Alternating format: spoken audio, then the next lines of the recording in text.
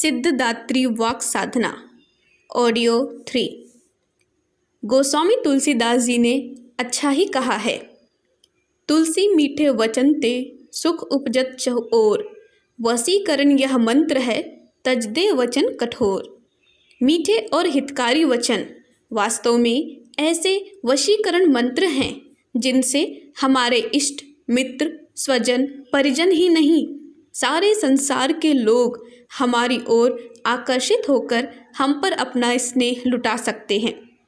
फिर क्यों व्यर्थ ही हम कटु अभद्र एवं अशिष्ट शब्दों के उच्चारण द्वारा अपने चारों ओर के वातावरण को कलुषित और अमंगलजनक बनाकर अपने तथा दूसरों के जीवन को कष्टप्रद एवं अशांत बनाने की चेष्टा करें। मन में सदा अच्छे संकल्प करते रहिए और वाणी से सदा मधुर एवं हितकारी वचन ही बोलिए। अपने मन को हमेशा सत्संकल्प पूर्ण वाणी से संबोधित करते हुए उसे सन्मार्ग पर चलने की प्रेरणा देते रहें। मन को एकाग्र और शांत कर एकांत में ऐसे शब्दों का उच्चारण कीजिए जिससे उसे नई चेतना और नई प्रेरणा मिले।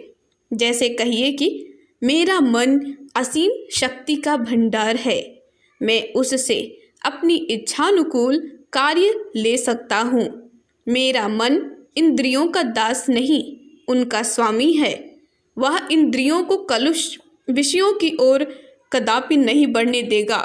मन इंद्रियों का स्वामी है, पर मैं मन का भी स्वामी हूँ, अर्थात मन पूर्णतः मेरे वश में है। मैं उसे हर प्रलोभन से बचाए रखने की क्षमता रखता हूँ और उसे कुमार्ग से हटाकर सन्मार्ग पर चलाने की भी मुझ में पूर्ण शक्ति है। सारी इंद्रियां और मन मेरे आज्ञाकारी हैं और मैं उन्हें हरदम ठीक रास्ते से चलने की ही प्रेरणा दिया करता हूँ। आप इस प्रकार के आत्मनिर्देश पूर्ण शब्दों द्वारा अपनी मानसिक शक्ति और आत्मबल को पर्याप्त मात्रा में बढ़ाकर जीवन को पवित्र, सुखी और संपन्न बना सकते हैं। शब्द अमृत और विष दोनों का काम करते हैं। जो वाणी सत्य, उत्साह तथा उल्लास बढ़ाने वाली, निष्कपट, मधुर तथा हितकर होगी, वही अमृतमय कहलाएगी। इसके विपरीत जिस वाणी में कठोरता, अहमन्यता, उपहास, कटुता, द्वेष भाव, छिछोरापन आदि होगा, वह अपने और दूसरों के लिए भी विषमय एवं हानिकारक होगी। वाणी का सदुपयोग कभी न किया जाए, तो हो सके तो सप्ताह में या महीने में एक दिन का मौन रखे और उस दिन केवल आत्मचिंतन, सच्चिंतन में मन को लगाए। मौन में बड़ी शक्ति है। जो व्यक्ति वाणी का संयम कर यथासंभव मौन का पालन करता है, उसकी वाणी में बड़ा रस आता है। उतना बोलिए जितना आवश्यक हो।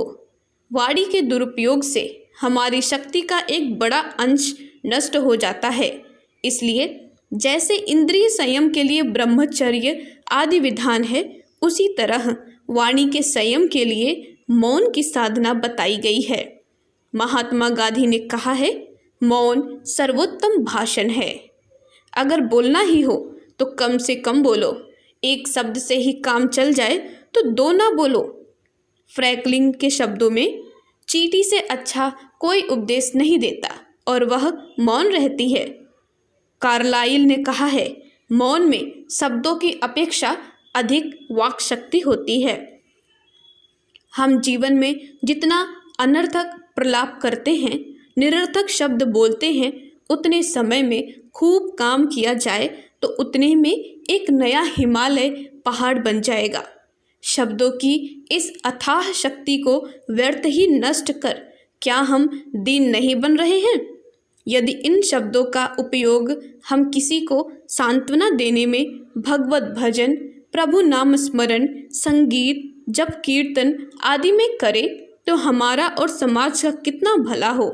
साथ ही हम वाचालता से उत्पन्न दोष, जिनसे लड़ाई झगड़े, क्लेश, ईर्ष्या, द्वेष आदि का उदय होता है, उनसे बच जाएं। वाचालता व्यर्थ प्रलाप, चाहे वह किसी प्रेरणा से क्यों न हो, हानिकर है।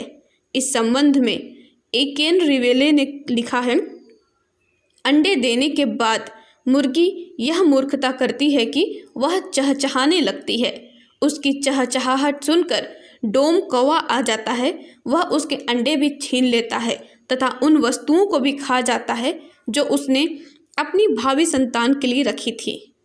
कहावत है, इसी तरह वाचाल व्यक्ति को कहा जा सकता है। संत ईशा ने कहा था, अपने द्वारा बोले गए प्रत्येक बुरे शब्द के लिए मनुष्य को फैसले के दिन सफाई देनी होगी और बुरे शब्दों से हम मौन के द्वारा ही बच सकते हैं। किसी से लड़ाई झगड़ा हो जाना कोई बड़ी बात नहीं है, किंतु ईर्ष्यावश दूसरे की किसी बुराई या गलती को लेकर उसके संबंध में दूषित प्रचार करना ठीक नहीं। लड़ाई शांत होने पर पुनः मधुर संबंध स्थापित हो सकते हैं, किंतु इस तरह का घृणापूर्ण प्रचार एक विषैली प्रतिक्रिया पैदा कर देता है। इससे दूसरे पक्ष के लोग तो कट्टर दुश्मन बन ही जाते हैं, साथ ही अन्य लोग भी दूषित प्रचार से प्रचारक को संदेह और शंका की दृष्टि से देखते हैं और कोई जिम्मेदारी या सहयोग देने में हिचकिचाते हैं। कीचड़ के चींटे और उसकी बदबू से सभी दूर ही रहना चाहते हैं। प्रयत्न तो यह करना चाहिए कि कोई लड़ाई झगड़ा ही ना हो। इसके बावजूद भी ईर्ष्या द्वेष को अस्थायी बनाने, उसे प्रोत्साहन देने के लिए कोई हथकंडे न अपनाए जाए, क्योंकि बढ़ा हुआ ईर्ष्या द्वेष कभी न कभी मौका लगने पर अपने दुष्परिणाम अवश्य पैदा करता है। आवश्यकता इस बात की है कि किसी भी कारण दूसरों से हुए लड़ाई झगड़ों, मनोमालिन्य की खाई को पाट कर पुनः प्रेम संबंध बनाए जाए। अपनी कोई भूल हो तो उस पर विचार करके शुद्ध हृदय से क्षमा मांग लेनी चाहिए। कहीं कुछ विरोध भी करना पड़े तो वह द्वेष बुद्धि से रहित होकर नम्र एवं दृढ़ शब्दों में किया जाए। सदुद्देश्य और सदाशयता से किया गया विरोध भी सत्परिणाम पैदा करता है। वह शत्रु के हृदय में भी सम्मानजनक स्थान पैदा करता है। सदैव सबसे मीठा बोला जाए। किसी ने कहा भी है, कागा काको धन हरे, कोयल काको दे, मीठी वाणी बोलकर जग बस में कर ले। वास्तव में मीठे वचन बोलकर सारे जग को अपने वश में किया जा सकता है, दूसरों को अपना बनाया जा सकता है, लोगों के हृदय में स्थान पाया जा सकता है। नम्र और मीठे शब्दों से दुश्मन भी अपने बन जाते हैं। इसके विपरीत कटु, तीक्ष्ण, जली कटी बातें, व्यंग वाणों से भी मित्र शत्रु बन जाते हैं। लोकप्रियता के इच्छुकों को आलोचना नहीं करनी चाहिए। यदि किसी का कोई व्यवहार आपको नहीं जचता हो तो उसकी आलोचना ना करें। संभव है वह गलती पर ना हो और आप ही गलती पर हो। आपकी आलोचना वृत्ति से लाभ नहीं, हानि ही होगा।